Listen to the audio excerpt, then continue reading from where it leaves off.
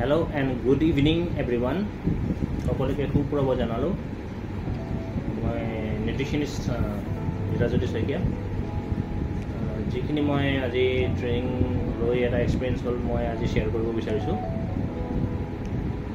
গতিকে এজেণ্ডাটো হৈছে ছাবজেক্টটো হৈছে how you can lose your fats, how you can control your diabetes, how you can control your uric acid, how you can control your other inflammations or toxins related disease. So keneke তেওঁলোকক এটা solutions মানে আহিছে। এই সলিউশনটো মই আজি আলোচনা কৰিব বিচাৰিছিলোঁ। সলিউশনটো হৈছে চাওক, সকলোৱে এই সলিউশনটোৰ কাৰণে সকলোৱে ইউটিউব চাই পেলাই ইণ্টাৰমিডিয়েট ফাষ্টিং কৰিছিলোঁ। ইনফেক্ট ময়ো কৰিছিলোঁ ইণ্টাৰমিডিয়েট ফাষ্টিং 16 ঘণ্টা কৰিছিলোঁ। মই প্ৰথমতে 8 ঘণ্টা কৰিলোঁ, তাৰপিছত 16 ঘণ্টা কৰিলোঁ। তো ফাষ্টিং একচুৱেলি মানে কৰিলে এফালৰ পৰা ভাল এফালৰ পৰা বেয়া। চ' ফাষ্টিং মই কৈছোঁ যে মই ক'ব বিচাৰোঁ যে ফাষ্টিং নকৰিব, ইণ্টাৰমিডিয়েট ফাষ্টিং নকৰিব আৰু ফাষ্টিং নকৰিব। পৰাপক্ষত যিমান খাব পাৰে সিমান ভাল, ঠিক আছে। তো ফাষ্টিংটো ৰিলেটেড কি প্ৰব্লেম আছে সেইটো মই ক'ম আপোনালোকক, আৰু ফাষ্টিং নকৰিলেও মানে কি প্ৰব্লেম আছে সেইটো মই ক'ম।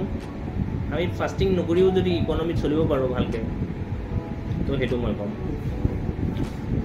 গতিকে বন্ধুসকল আৰু চিনিয়ৰসকল, ৰেচপেক্টেড ওৱানছসকল, সন্মাননীয় সকলোকে মই জনাইছোঁ যে ফাষ্টিং কৰিব নালাগে। ফাষ্টিঙৰ বদলি আপোনালোকে এক্সাৰচাইজ কৰক। চাওক, এতিয়া ফাষ্টিং কৰিলে কি হয়, এটা ৱৰ্ড আহে অট'ফেজি বুলি। অট'ফেজি, চ' কিটো ছিষ্টেম এণ্ড অট'ফেজি, এইটো এটা চেল মেম্ব্ৰেইনৰ এটা ডিভাইচ হয় বস্তুটো, যোনটো এনজাইমছৰ ছেক্ৰেশ্যন হয় আৰু এনজাইমছৰ লগত মানে এইটো খেল কৰে। গতিকে অট'ফেজি ছিষ্টেমত আহিব গ'লে আপোনালোকৰ চেলছবিলাক যিমানবিলাক বেয়া চেলছ আছে, টক্সিনছ আছে, সেইবিলাকতো খাবই খাব, চব নোহোৱা হৈ যাব, ঠিক আছে। এইটো আপুনি ইণ্টাৰনেলি মানে আপুনি ঠিক কৰিব পাৰে অট'ফেজিটো। টক্সিনছ নোহোৱা হৈ যোৱা মানে বেমাৰ নোহোৱা, আৰু ভাইৰাছ চেলছ নোহোৱা হৈ যোৱা মানে জ্বৰ, চৰ্দি, নিমনিয়া, এইবিলাক ব্ৰংকাইটিছ, এইবিলাক নোহোৱা বস্তু। কিন্তু আপুনি যদি স্মক কৰি আছে, এলকহল যদি লৈ আছে, বা আপুনি যিকোনো এটা বস্তু লৈ আছে, তো আপোনাৰ ফেটছটো ইনক্ৰিজ হ'ব, লগত মানে চেলছে কাম নকৰা হ'ব। আৰু যোনটো চেলছে ইমিউনি ছিষ্টেমৰ পৰা আউট হৈ আহে, যোনটো অট'ফেজি ছিষ্টেমত আহিব,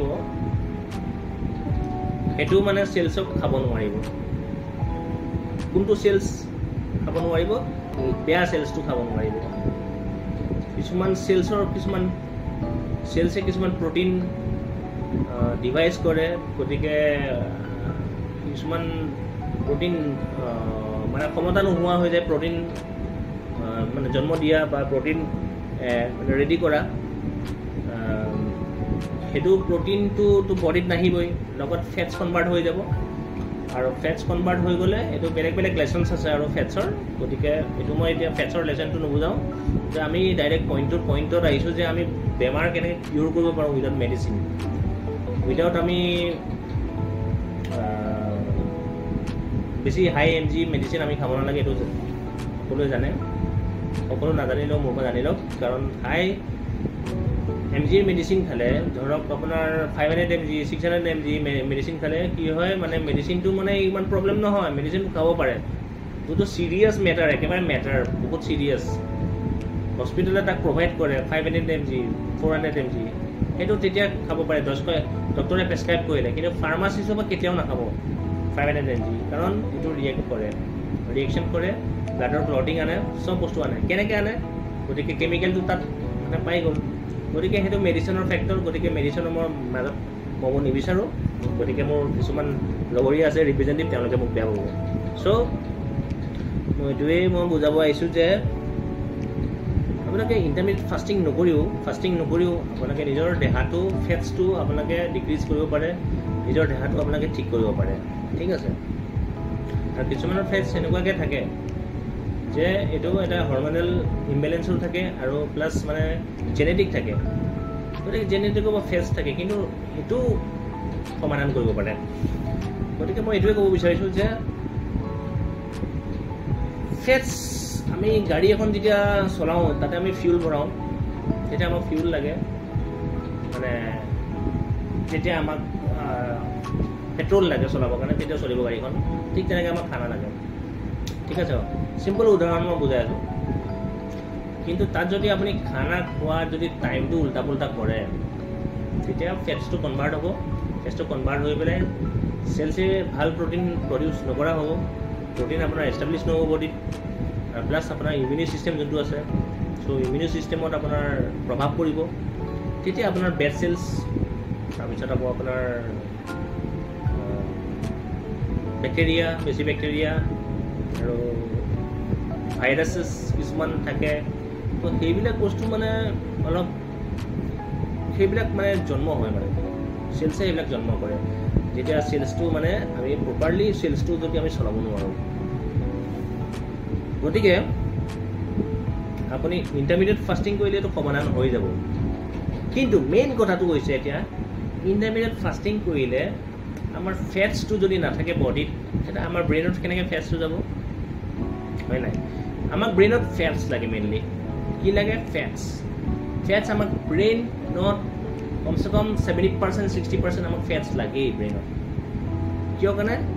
আমি মাল্টিপ্লিকেশ্যন কৰোঁ, আমি বহুত মেমৰি ইনষ্টল কৰিব লাগে। আমি ৱৰ্কাৰ্ছ হয়, আমি বহুত বিজনেছ কৰি আছোঁ, ৱৰ্কাৰ্ছ হয়, কিছুমানে ছাৰ্ভিচমেন হয়, বহুত ফেটছ আমাক কনভাৰ্ট কৰিব লাগে। গতিকে ফেটছৰ বস্তু আমি খাব লাগে, কিন্তু গুড ফেটছ খাব লাগে, হেল্ডি ফেটছ খাব লাগে।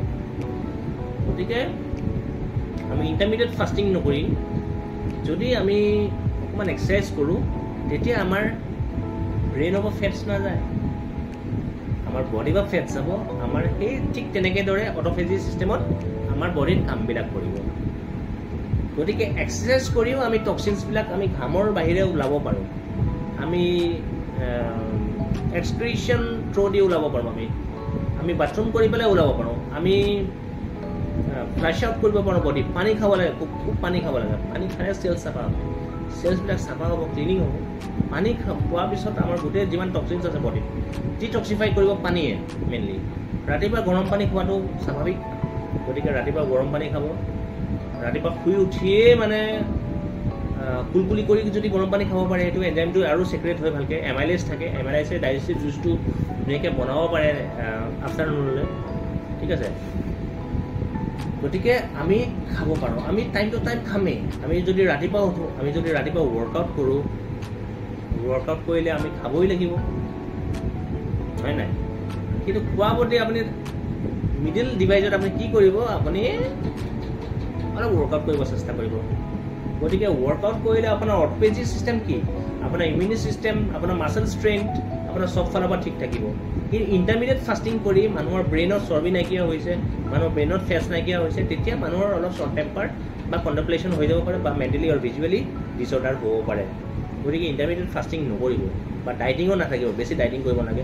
মানুহক কাম কৰিবলৈ খাব লাগে, সেইটোৱে মই জানো। ধন্যবাদ, শুভৰাত্ৰি।